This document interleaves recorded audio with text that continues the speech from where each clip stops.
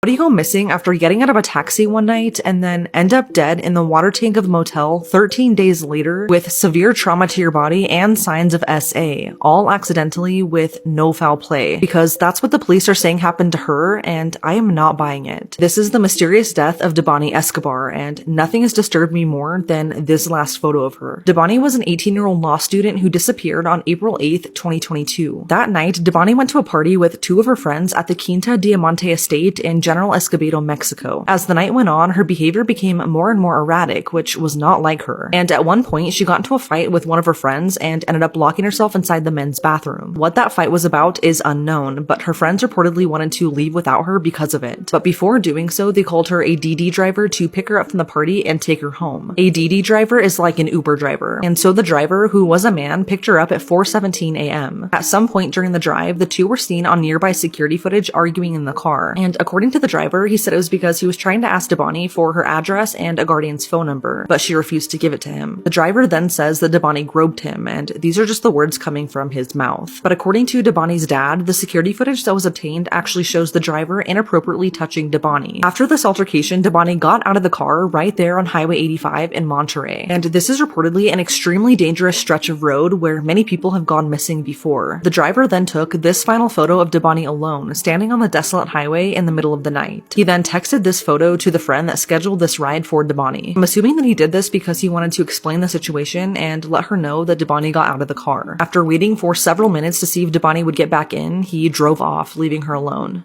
About 5 minutes later, Debanhi was seen on security footage walking to the Alcosa Transportation Offices, which is a trucking company in the Nueva Castilla neighborhood. But because it was so early, nobody was there to help her, so she walked away. Not long after this, Debanhi is seen on security footage again, arriving at the Nueva Castilla motel alone. This is a really almost run-down motel on the side of the road, and it looks pretty desolate. The last time Debanhi was seen alive was when she was caught on security footage looking through a restaurant's window, and that restaurant looks attached to the motel, but I could be wrong. It also kind of looks abandoned. After this, Debanhi disappeared, and what followed has never been explained. The next day, her dad reported her missing to the state attorney general's office, and a massive search for her began. And when I say massive, I mean hundreds of police officers and volunteers using drones and tracking dogs. The last photo that the driver took of Debanhi then went viral on social media, and this is what sparked the public outcry over her disappearance. So of course the driver was interviewed, but I guess authorities believed what he had to say because he was never arrested or charged with anything. The location of this photo was shared with police, and it was smack dab in the center of the 3 locations surrounding her disappearance and where she was last seen on security footage. Those locations were the house party to where she got out of the car, and then finally to the Nueva Castilla motel where she was last seen.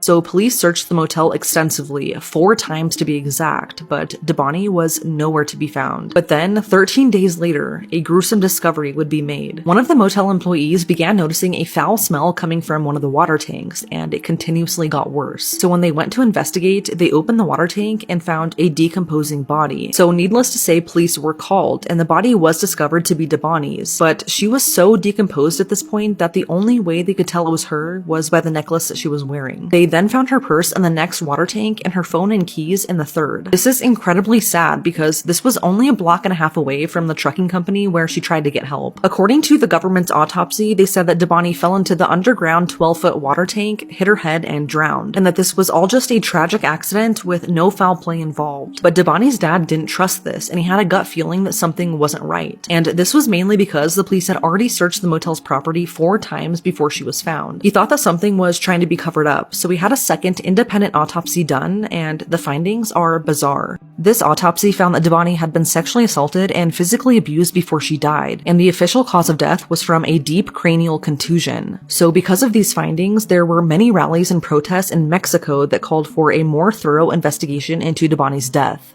One thing that would have helped tremendously in the beginning while searching for Debanhi was security footage from inside the motel. But the manager of the motel, along with one of the front desk employees, claimed that there was no security footage to be given. They said the motel does have cameras, but that they don't record and are strictly for monitoring purposes. But suddenly, out of nowhere, hours of video footage emerged that shed some light into what happened the night Debanhi disappeared. Video footage from the motel showed Debanhi entering the property that night alone, but instead of going to the front desk, she went to a guard garden out of sight. About 20 minutes later, she's seen walking by the motel's empty pool and towards the water tank, and that was the last time she was ever seen alive. Because of how shady everything seemed, a third autopsy was conducted that required Debanhi be exhumed, and surprisingly, the results were more grave than before. This final autopsy showed that Debanhi actually died from asphyxiation. She had been strangled, and absolutely no water was found in her lungs. Her body showed extreme signs of violence, and the results also showed that she died between 3 and 5 days before she was found, meaning that she was alive for possibly up to 10 days before dying, which leads me to ask, where was she during that time? So many aspects of this case are still unexplained. First off, with her behavior being erratic the night she went missing, it seems likely that she could have possibly been drugged.